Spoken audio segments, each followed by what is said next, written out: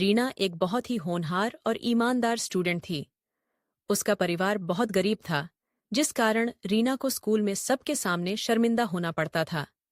लेकिन रीना ने अपनी मेहनत और लगन से अपने परिवार की गरीबी को दूर कर दिया। रीना 5वीं क्लास की छात्र थी। वह दाऊदी स्कूल की तरफ जा रही थी, लेकिन जब वह स्कूल पहुंची तो उसकी क्लास शुरू हो चुकी थी। जब वह अपनी क्लास में पहुंची तो मैडम ने उसे दरवाजे पर ही रोक दिया। रुक जा रीना, तुम आज भी लेट आई हो। ये तुम्हारी रोज की आदत बनती जा रही है। आज तुम्हें इसकी सजा मिलेगी। लेकिन मैडम, मैंने जानबूझकर लेट नहीं किया। मैं कुछ नहीं सुनना चाहती। आज तुम सारा दिन क्लास के बाहर खड़ी रहोगी। रीना ने मैडम की बात का कोई जवाब नहीं दिया और चुपचाप क्लास के बाहर खड़ी हो गई। दरअसल रीना के घर से स्कूल की दूरी पूरे 5 किलोमीटर थी। वह रोज पैदल स्कूल आती थी, क्योंकि उसके पास रिक्शा या स्कूल बस का किराया देने के लिए पैसे नहीं थे। रीना के माता पिता बहुत ही गरीब थे। उसके पिता सब्जी बेचा करते थे। जो भी कमाई होती उससे किसी तरह उनका गुजारा चलता था।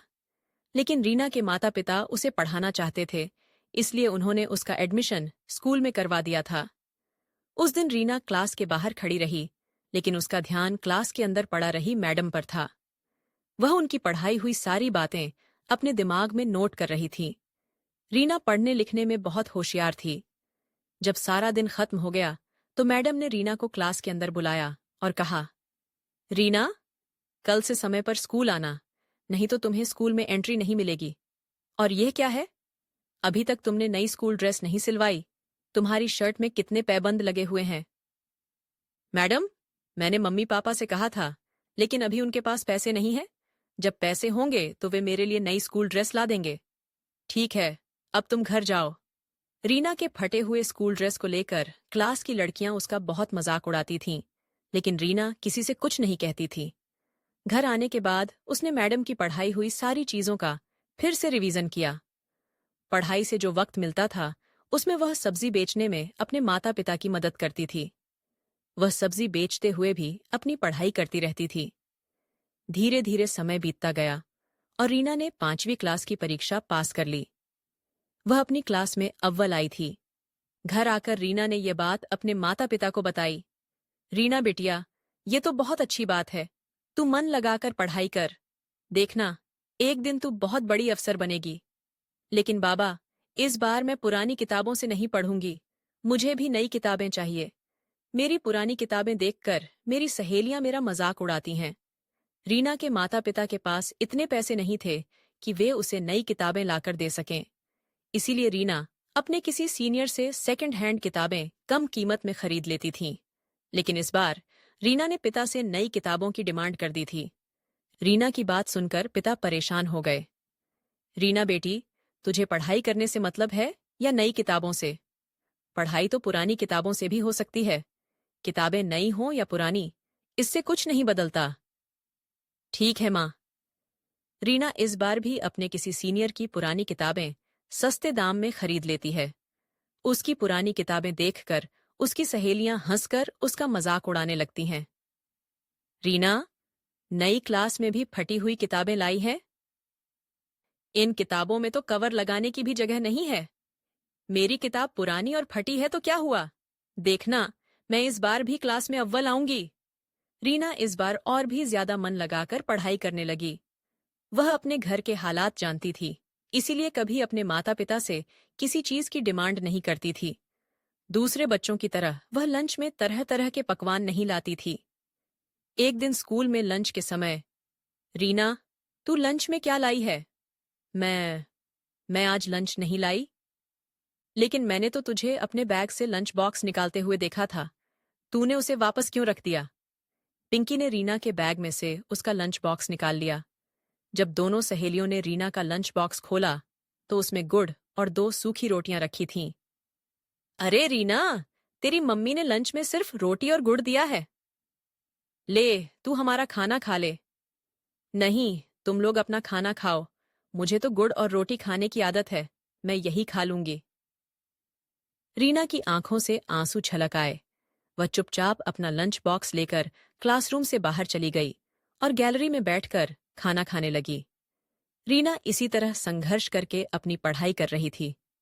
चाहे कितनी भी परेशानियां और रुकावटें आईं, लेकिन वह पढ़ाई में हमेशा अव्वल रहती। एक दिन रीना के बाबा, रीना अब 7वीं कक्षा में पहुंच गई है। वह बड़ी हो रही है। उसकी पुरानी स्कूल ड्रेस अब छोटी हो गई है और कई जगह से फट भी गई है। इस बार हमें उसके लिए नई स्कूल ड्रेस सिलवानी ही पड़ेगी। मैं समझता हूं ना कि माँ, लेकिन मैं क्या करूं? तुम तो जानती ही हो कि सब्जी बेचकर हमें 2 वक्त की रोटी पानी किसी तरह से मिल रही है। अगर इस बार रीना के लिए नई स्कूल ड्रेस खरीद ली तो उसकी किताबें नहीं खरीद पाऊंगा।